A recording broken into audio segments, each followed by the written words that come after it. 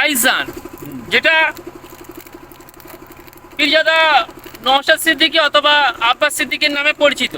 ভাইজানটা শব্দটা এখান থেকেই আসে, কিন্তু কুরকুরের নামই দিয়েছে ওইটা। তো এর মধ্যে কি গিফট আছে আমরা এখন একটু খুলে দেখবো সবাই।